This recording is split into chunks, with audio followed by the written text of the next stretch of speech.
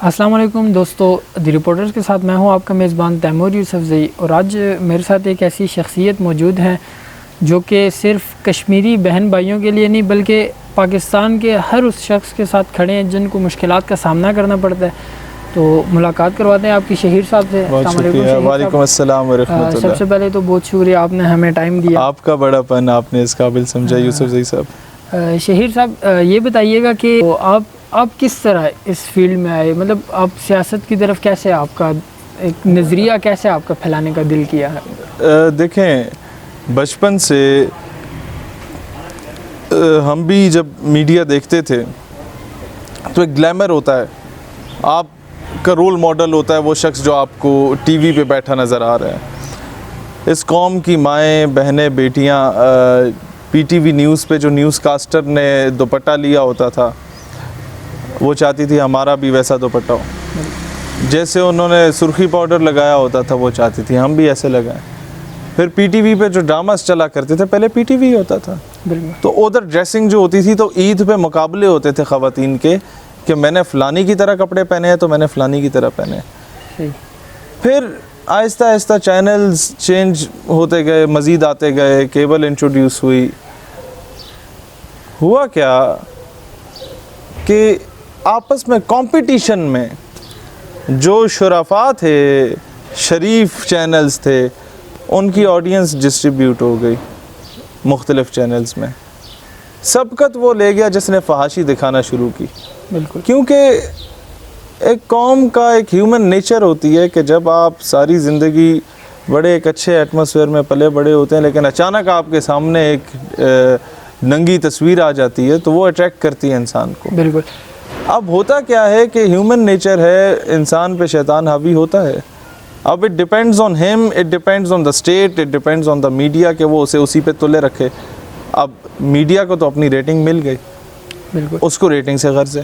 جب لاکھوں اس کے ویوز آ رہے ہیں اور اس کو اسی نوعیت کا ایڈ جو پہلے 20,000 کا ملتا تھا 20 لاکھ کا مل رہا ہے تو اس نے تو وہی دکھانا ہے۔ اس نے تو نیم بھرانا حالت میں قوم کی بیٹیوں کو نچوانا ہے مارننگ شو میں، اس نے تو نیم بھرانا حالت میں آپ کو پروگرامز دکھانے ہیں، اس نے پھر آپ کو دکھانا ہے کہ جی عورت خلا کیسے لیتی ہے۔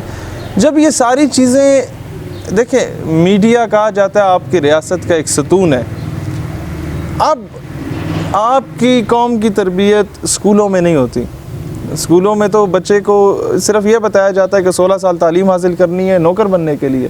اسکولوں میں آپ کو یہ بتایا جاتا ہے کہ جناب آپ نے بس مارکس اچھے لینے، نمبر گیمز ہے، تربیت نہیں ہے۔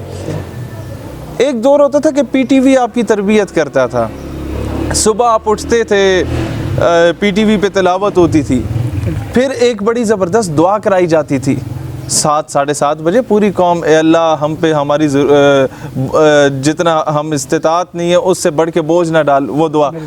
اس کے بعد قومی ترانہ ہوتا تھا تو پوری قوم قومی ترانہ سنا کرتی تھی، کھڑے ہو کے ہم گھر کے 5 افراد، والد صاحب، والدہ، ہم بہن بھائی سارے کھڑے ہو کے قومی ترانہ سننا، پھر بستے پکڑنا اور اسکول چلے جانا۔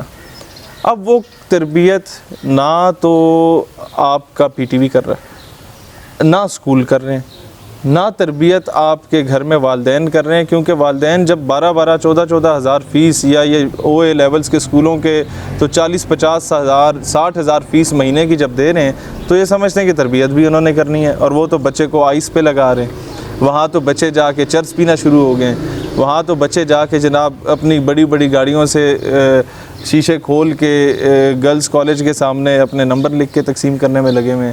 وہاں تو بچے جناب پارٹیز میں جانے کے بڑے شوقین ہو گئے اور اپنا سٹینڈرڈ یہ رکھا ہوا ہے کہ جی اگر ہم فحاشی کی طرف جائیں گے تو دنیا میں عزت ہے، شریف آدمی کی کیا، ہاں لوگ پسند کرتے ہیں، گلیمر آ گیا اس میں۔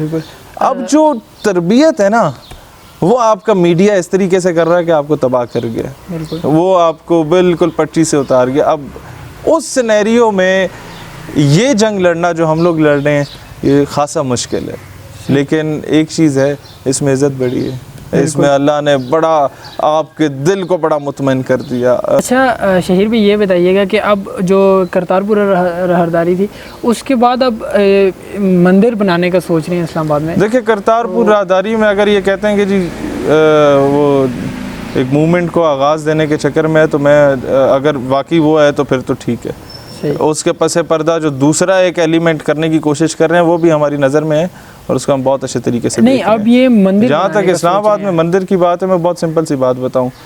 یہاں آپ کہتے ہیں مائنورٹی رائٹ سے سارا کچھ ہے. اسلام آباد میں ہندو کمیونٹی ہے ہی نہیں. اگر مندر بنانے کا بہت شوق ہے, ہمارے سندھ میں ہندوؤں کی بڑی تعداد ہے, ان کو فیسیلیٹیٹ کر دیں, وہاں پر کوئی کولر لگا دے, اے سی لگا دے, جو آپ فنڈ ادھر یوٹیلائز کریں وہاں کریں جہاں پر انہیں ضرورت ہے. یہاں پر کر کے آپ دنیا کو کیا بتانا چاہتے ہیں ہم بڑے پرامن ملک ہیں, ہم مائنورٹی کو رائٹس دے رہے ہیں. سب کو پتہ ہے آپ مائنورٹی کو رائٹس دے رہے ہیں. آپ کے بڑے بڑے لوگ جو ہیں وہ وہاں آرتی اتارنے بھی چلے جاتے ہیں. سندھ کے بڑے بڑے لیڈرز جو میں نام نہیں لوں گا, پھر ہمارے اس تنظیم کے بڑے پیارے دوست ہیں ناراض ہوتے ہیں, میں اسی لیے کوئی اس طرح کی بات نہیں کروں گا. لیکن مسئلہ یہ ہے کہ مائنورٹی کو پورے رائٹس مل رہے ہیں, لیکن یہ بات یاد رکھنا قرآن نے آپ کو باضابطہ کہہ دیا کہ یہود و نصارہ تمہارے کبھی دوست نہیں ہو سکتے. ہوگا یہی کہ یہ صرف تم سے تب راضی ہوں گے جب تک تم اپنا مذہب چھوڑ کے ان کے مذہب میں نہیں چلے جاتے, ان کا مذہب نہیں اختیار کر لیتے. ان کو جتنا آپ یورپی یونین کو راضی کرنے کے لیے آپ چرچ بنائیں, اپ گریڈ کریں, آپ مندر بنائیں, سب کچھ کریں, یاد رکھیے گا انہوں نے آپ سے کہنا ہے ڈو مور. بھائی ہمیں مندروں سے غرض نہیں ہے, ہمیں چرچ نہیں چاہیے, ہمیں چاہیے تمہارے جو اغوانی بھائی ہیں ان کو جا کے مارو, انہیں مارنے کے لیے ہمیں اڈے دو, فاٹا میں ہمیں گھسنے دو, ڈان سٹرائک کرنے دو, ہم تمہارے پٹھانوں کو ماریں گے, ہم تمہارے بلوچستان کا برگس نکالیں گے, ہم تمہارے سندھ میں دیریوں کو لائیں گے, ہم تھر پارکر میں قحط سالی کروا کے وہاں پر جناب قادیانیوں کو بھیج کے بولیں گے کہ کیمپ لگاؤ, اور لوگ جنہیں پتہ ہی کچھ نہیں ہے, ککھ نہیں پتہ, کلمہ انہیں آتا نہیں ہے, ان لوگوں کو قادیانی کی پوجا شروع کروا دیں گے. یہ بہت بڑے بگر گولز ہیں. جب وہ کام کر رہے ہیں مجھے سمجھ سے بالا تر ہے ہم لوگ کیا کر رہے ہیں ہم لوگ. اچھا شہیر بھی, ابھی کچھ 1-2 دن پہلے ہمارے اسٹاک ایکسچینج میں ایک حملہ ہوا, تو اس کے بارے میں کیا خیال ہے؟ یہ براس ایک تنظیم نوجوان نے ایک آپ کے الائنس ہے یہ 3 تنظیموں کا, BLF Balochistan liberation front, BLA Balochistan liberation army, BRA Balochistan Republican army. Republican army کو دیکھ رہا ہے برام داغ بگٹی, لبریشن آرمی کو دیکھ رہا ہے حرب آرمری, اور اعلیٰ نظر بلوچ اسے دیکھ رہا ہے لبریشن فرنٹ کو. یہ تینوں تنظیمیں کمزور ہو چکی تھیں. ہماری آرمڈ فورسز نے بڑا اچھا رول پلے کیا, ہمارے سیولینز نے بڑا اچھا رول پلے کیا بلوچستان میں. جب یہ کمزور ہوگی تو ان تینوں نے یہ تینوں کے الگ الگ گینز تھے, کیونکہ انڈیا نے سب کو لارے لگائے ہوئے تھے کہ بلوچستان آزاد ہوگا تو ہم تمہیں, امریکہ نے بھی لارے لگائے ہوئے تھے کیونکہ انہیں یہ انٹرسٹ ہے کہ گوادر نہ بنے, اکنامکلی اسٹیبل ہو جائے گا پاکستان. اب یہ دیکھیں یہ گولز کیا ہیں. پہلے میں یہ بتاتا ہوں, تینوں تنظیمیں کمزور ہو گئی, ان کو متحد کیا گیا, اور ایک تیر سے 2 شکار کرنے کی کوشش کی گئی کہ ایک تو اسٹاک ایکسچینج کو یہ لوگ تباہ کریں گے, ہمارا اکنامکلی لاس ہوگا. دوسرا یہ کہ بلوچستان کی آزادی کی تحریک ایک چل جائے گی انٹرنیشنل میڈیا پہ کہ یہ انہوں نے کیا. اب وہ تو خیر ان کا منصوبہ ناکام ہو گیا الحمدللہ, salute to the Sindh police and Sindh rangers جو ہے. لیکن آپ یہ دیکھیں کہ یہ کیا کیوں جا رہا ہے. 2 جگہوں پہ سب سے زیادہ کام کریں, جہاں سے سی پیک شروع ہو رہا ہے گوادر, جہاں پہ ختم ہو رہا ہے آپ کا یہ خنجراب, یہ جی بی کا ایریا, وہاں پر بھی انہوں نے سیپریٹسٹ لا کے لانچ کرنے کی کوشش کی, کوئی اہل بیلے ٹائپ. یہاں پر بھی انہوں نے اہل بیلے پکڑے. وجہ کیا ہے؟ وجہ یہ کہ پاکستان جس دن اکنامکلی اسٹرانگ ہوگا وہ امریکن پریشر میں آ کے ممتاز قادری کو پھانسی نہیں دے گا. پاکستان جس دن معاشی طور پہ اسٹرانگ ہوگا وہ IMF سے ایڈ نہیں لے گا. IMF سے ایڈ لیں گے تو وہ آپ کو بولے گا کہ جی آسیہ کو باہر بھیج دو.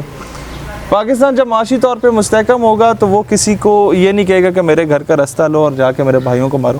اس کے لیے ضروری ہے کہ ایک اچھی قیادت سامنے آئے, نہیں تو یہ وہی منگتے اللہ تللے آتے ہیں جو صرف 5 سال کے لیے سوچتے ہیں, اور جو اپوزیشن میں ڈھگے بیٹھے ہوتے ہیں یہ اگلی حکومت کا سوچتے ہیں.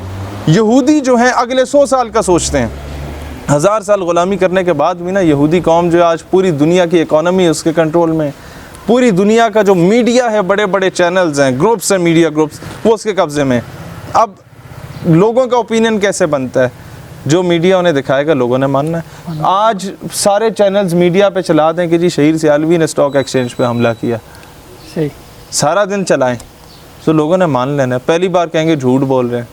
اب سارا دن میڈیا بولتا رہے نا, ایک بار بولا جی ملالہ ہیرو ہے, لوگوں نے کہا دفعہ کرو بکواس ڈرامہ ہے. لیکن ملالہ ادھر آ کے جناب ایک چیز کا افتتاح کرے گی, بڑے بڑے ہمارے یہ اسٹیک ہولڈرز جو ہیں ڈھگے آ کے اس کا استقبال کریں گے ایئرپورٹ پہ. ایک دن ہوگا کہ وہ ہیرو بنی بھی ہوگی. وہ تو ٹھیک ہے, مطلب استقبال کرتے ہیں یہ لوگ, وہ تو, لیکن وہ تو وزیر اعظم بننے کا خواب دیکھ رہی ہے.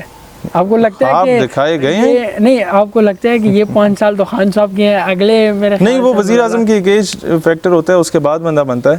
لیکن یہ ضرور ہے کہ اسے لایا جائے گا. مجھے دکھ اس بات کا ہوتا ہے کہ کفار آپ کے لیے ویکسین بھی بناتا ہے, دوائیاں بھی بناتا ہے, علاج کی چیزیں بھی بناتا ہے, نصاب بھی بناتا ہے, اب وہ آپ کے لیے لیڈرز بھی بناتا ہے, لیڈرز بھی, اور لا کے امپوز کر دیتا ہے.